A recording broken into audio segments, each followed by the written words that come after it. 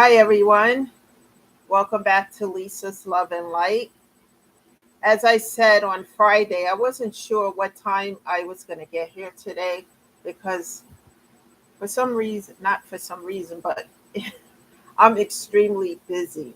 And this week is going to be extremely busy. So I'm trying to figure out what time tomorrow I'm going to do a video with you guys because my tomorrow is going to be extremely busy. But I am definitely going to try to be here tomorrow. So please subscribe so that you'll get a notification when I'm going to be on, like now. So it's going to be a really busy week for me. And there's some things that's going on that's exciting. So I'll share later after everything is done and over with. But anyway, how is everyone doing today? How's everyone been doing? How was your weekend? Did everyone have a great weekend? And is this information helping you? Because it has helped me tremendously. And that's why I'm here sharing with you. Remember again for the newcomers, because everybody else who's been here know that I say this every video. I am not a licensed therapist. I am not a social worker of any sort. I am just a person who have dealt with an overwhelming amount of grief and loss during the shutdown. I'm a 9/11 survivor as well, and I've gone through a tremendous amount of grief, anxiety, and pain. So I'm here sharing some of the things that has helped me tremendously to turn the situation around for the better. Uh, One of the things that has helped me is prayer. So the topic of discussion today is prayer and healing. And that's something that I talk about a lot here because if it wasn't for God and divine intervention, I just wouldn't have made it. And it's important to talk about these things because, how I grew up. It's like what goes on in this house stays in this house. We're not going to talk about it, and that's not a way to deal with something. When you're going through things, it just really isn't. So one of the things that I like to do is to encourage people to get therapy, to connect whatever state that you're living in, to connect with a therapist because that's so important, a grief therapist, because that's going to help with the outlet for the pain. It's so important. And also connect with the grief bereavement group because that's also going to help as well. That's so important, people. Otherwise, you stay stuck and stagnated in a pain, and then you can't grow and expand. And that's important to do so. Um, One of the things also that I'm going to talk about here that helped me during the shutdown, like I said, that I lost so much, and I talk about that a lot because I would have these angry, like prayer conversations with God. I said a few videos back, and I was just, why is this happening? I'm a good person, etc., and so forth. I'm not going to go into the details of some of the angry things I said, but God has been really patient with me because what I learned out of doing months of that, crying, screaming, and throwing things, and etc., is that God was trying to show me something. And let me tell you, some of the things He was trying to show me is because I was filled with a cloud of grief that I couldn't see what was going on around me. And some of the things that was going on around me is that people were taking advantage. And the people that I had in my inner circle, I've really realized when I opened up my eyes and remove, push the clouds to the side, I started to see what was happening. These people didn't care about me at all. And I was trusting a lot of these folks that were in my energy, and they didn't care anything about me. So it was a way that God was showing me, I'm not against you, Lisa, but I'm showing you if you just pay attention, you see what's going on around you. You see what's happening. And I started to do that. And I started to get like, at first disbelief, and then anger, and then, I had some conversations, and then, there was some denials. But, when I had concrete, like proof of some of the stuff that was going on, I just started cutting off, block, and deleting individuals. That these people were not my friends, and they were not there genuinely caring about me. And that's important when you're going through grief, especially, and loss, and you lose someone who you really love and care about. And it's so important, people, that you have people around you to support you, to build you up, to help you. It's so important, because without that, it makes it that much difficult.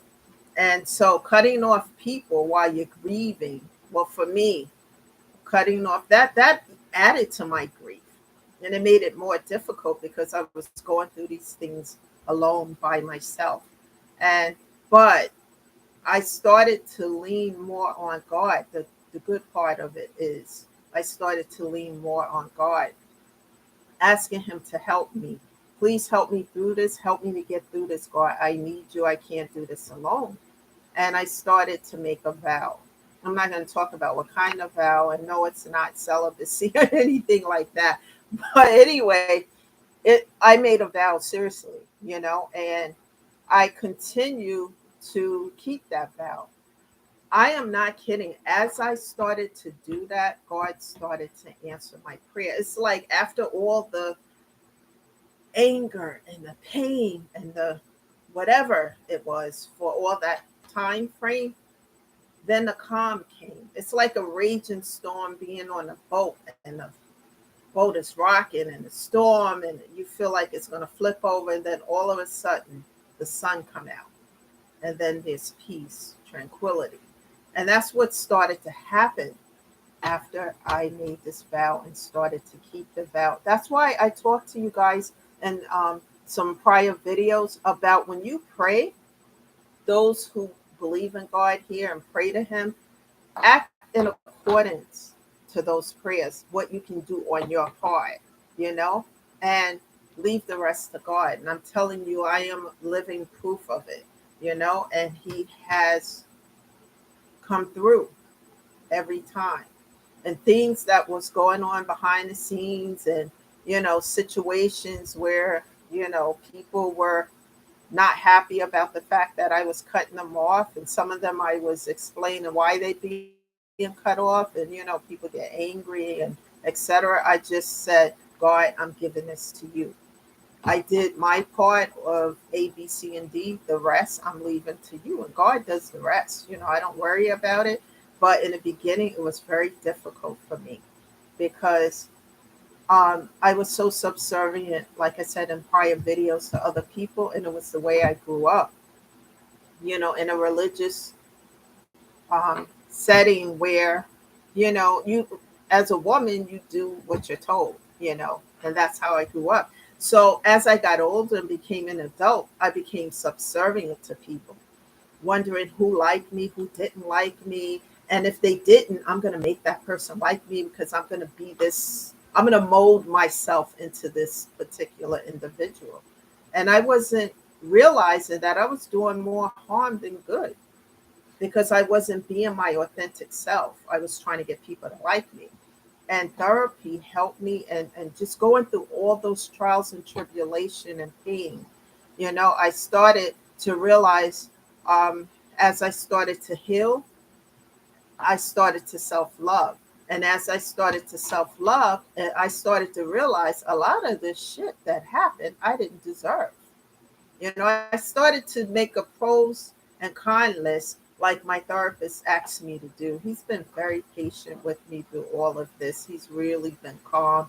And because I wasn't opening up to him at first, and we were just looking at each other for a while until I really started to do the work and do the pros and the con list and what was happening. And, I don't deserve this. And so I started to address it. And also, I didn't like confrontation. I don't like, but I started to address some of these things that's going on. because it was affecting me tremendously. Everything, my health, everything. And as I addressed it, I closed the door, to it and say whatever. And then I had to go and heal from it. So think about healing from trying to heal from the loss of a loved one. And it wasn't a loved one, it was a few. I lost 10 people during the shutdown. So trying to heal, plus my dog and all this other stuff, it was a lot, people, and it took a toll on myself, my health, everything. I had to do everything to fight through and to fight to come back. But I wasn't alone because God was there helping me every step of the way. And He was showing me what He was doing, to help me every step of the way. And it wasn't easy. I had to learn to self love and that I don't deserve any of this BS that was taking place. And I started to pray more and ask Him for help, and He started to help me. But more, besides that, self love. When you start to love on yourself and heal, healing is a process and it doesn't happen overnight. It takes time. But as you do the work and you talk to a therapist and you go through that as well, you see a lot of stuff you don't deserve. And as you start to self love on yourself, you're not going to put up with stuff that you would put up with, you know, before you start to heal. And and it took me time to do it. Because as I say, I don't like conflict. I don't like argument. Even when I was in relationships, just give in. It's easier to just give in. I don't like all this stuff. But giving in sometimes mean that I'm not happy. So I'm just, and that doesn't work. That doesn't work. It has to be an equal give or take. And when there's issues, to talk about it and come to a compromise. And I was just letting, people do whatever. But I've learned lessons, things that are not permanent in your life. Look at it in this manner: people or situations or things come into your life for a reason, a season, or a lifetime. Now I'm ready for the lifetime. I've had all the other stuff. And it's important, you know, during your pain and your grief, it's okay to have that time alone, to allow yourself to feel the pain and go through whatever you need to, but don't stay in that place. Get Take one day at a time. And then as you start to feel better, stay focused. Do a goal list, like what you want to accomplish, little by little, and connect with the therapist. The bereavement group will help you as well, because there's other people there in those groups who have gone through losing loved ones like yourself. And they talk about different ways that they help themselves to get through it, which can be beneficial to yourself as well. It's so important. I like to stay focused and keep moving. And you're always going to fill the void from that loss, but you can get through it. I'm going to give you guys an example what happened a few days ago. I was in a store. For a long time, I haven't had a trigger moment. And when I say a grief trigger moment, it would be a trigger where my whole body feels overwhelmed with the grief and I don't have any control. And that was going on for more than a year and a half when I lost my mother. I never in my life felt anything like that, and I had no control over it. That, like about 4 days ago, I was in a store and I talked about this tree that I had planted at my mother's grave. And I saw a picture of a tree again in a different store. And I felt that trigger come over me, and I'm like, oh my God, I'm in a store with a whole bunch of people. And I just felt that. And I just stood still for 5 minutes looking at this tree. I guess people were looking at me. I don't know. I don't know what was going on, but I was doing everything in my power to stop that grief trigger because it's bad, and I haven't had one of those in a long time, but it's bad. So what I did, I started praying to myself in the store, and you know, I felt my grandmother's presence there, saying to me, "Lisa, you can do this. You can get through this." I'm going to say this to you guys about Passover loved ones. I have an aunt who passed over um, a little while before my mother did. And I was very close to her. We talked 3 or 4 times a week. And I was angry with her at first because she didn't tell me she was sick. But I got over it quickly and we talked. And she said something to me. I may not be here in the physical, but I promise you in the spirit world, I have your back. I will always be around you. And and that's one of the things that, and my grandparents as well around me. And during that time I felt them there. I felt like them saying, just wait, just wait a moment. And I waited 5 minutes, and then I was able to get myself together, get whatever I needed, and get out of the store quickly. And then I sat in the car, taking a deep breath. Because what happens to me, and I'm going to share this with you, is when I have those trigger moments, I don't really have them like I did. I curl up in a ball in a fetal position, and I can't help myself. And the trembling and the crying and all the shaking and all that stuff goes on. And that went on for more than a year and a half with all this stuff, and especially losing my dog as well. So none of this was fun, but I learned how to deal with it. And recently, I had a conversation with my therapist. Now, he and I talk a lot and stuff now, whereas before I was kind of distant. I told him something. It's because I don't share a lot of my personal with anyone really, just what I want. But I told him something that I needed to talk about that happened years ago. And the man was in tears. He was crying throughout the session. And I was like, oh, wow. Because what I wanted him to understand too is that people don't know sometimes what people have gone through. They think, oh, your life is easy and you got this and that. No, it's not. No, it may be easier today, but it's never been easy. you know and some of the things I've gone through, some people probably wouldn't have been able to, but I was thankful that I had that space where I can talk to him. And once I did that, I released it. It no longer has a chokehold on me. I'm not holding it in here and walking around with it because I released it. It's gone. It's it's out there. I can, and that's what I mean when I talk to you guys about releasing things, talking about it and finding someone that you can trust, a therapist that you can trust and get through the process. Because then once you release it, it doesn't have a hold on you. You still feel the pain of the loss, but it doesn't have a chokehold on you. That's what I mean when I say that. Now, the other thing I want to talk about here too, because I've been single like a long time. And I was talking, my therapist was talking to me about this too. And I'm going to say what I said to him as well. It's not that, you know, um, I can't date or anything like that.